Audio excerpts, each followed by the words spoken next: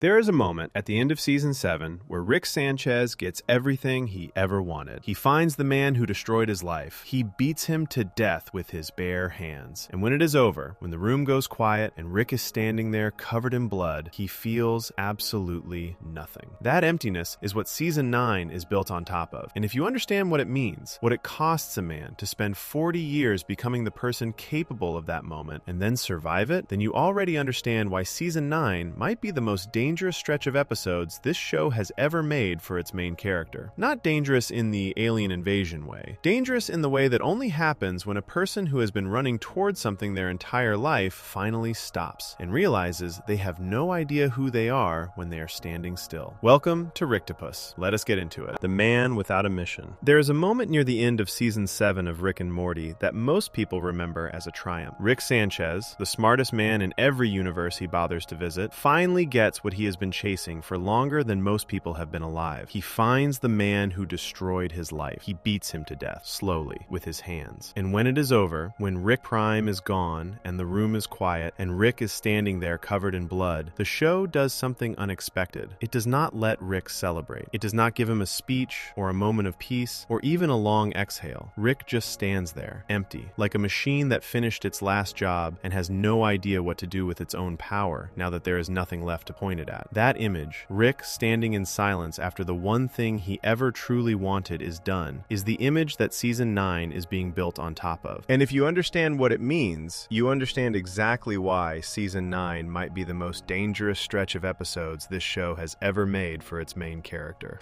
Not dangerous in the way Rick and Morty adventures are usually dangerous. Not alien invasions or time loops or getting turned into a parasite. Dangerous in the way that only happens when a person who has spent decades running towards something finally stops and realizes they have no idea who they are when they are standing still. To understand how Rick got here, you have to go back to the very beginning of who he is. Rick Sanchez was not always the man we see on screen. Before the show starts, before the portal gun and the burping and the multiverse tourism, Rick was something much simpler. He was a scientist. He had a wife named Diane. They had a daughter named Beth. He was working on teleportation technology in his garage, struggling to get it to work. One day, a visitor came through a portal, another version of Rick from another dimension, and offered to share the secret of how to travel between worlds. Our Rick said no. He did not want what that other Rick was selling. That other Rick, the one the show later calls Rick Prime, took the rejection personally, so he sent a bomb through a portal and killed Diane and Beth. That is the origin of everything. That one act of cruelty is the reason Rick invented his own portal gun. It is the reason he spent years killing alternate versions of himself trying to find the one who did it. It is the reason he eventually crashed into a version of Beth's house, a Beth from a different dimension, whose own father had abandoned her, and stayed there, hiding inside a fake family, waiting for Rick Prime to come back so he could finish what Prime started. For the entire run of the show, that revenge mission is what holds Rick together. It is the thing beneath everything else. Every adventure, every insult, every drink, every time Rick says nothing matters, underneath all of it is a man who actually believes one thing matters enormously. He is going to find the person who took his family from him, and he is going to make it stop. Dan Harmon, one of the creators of the show, said it plainly in an interview after Season 7. He explained that killing Rick Prime left Rick feeling cold and empty, that the revenge felt hollow, that getting what you spent your whole life hunting does not fix the hole that made you start hunting in the first place. Rick Prime seemed to know this. In the moments before he died, he told Rick something that the show let hang in the air without answering. He said that he was the one who made Rick who he is, that without Rick Prime existing as a target, Rick's life had no shape, that Rick had spent so long being the man hunting Rick Prime that he had forgotten how to be anything else. He was right, and the show knew it.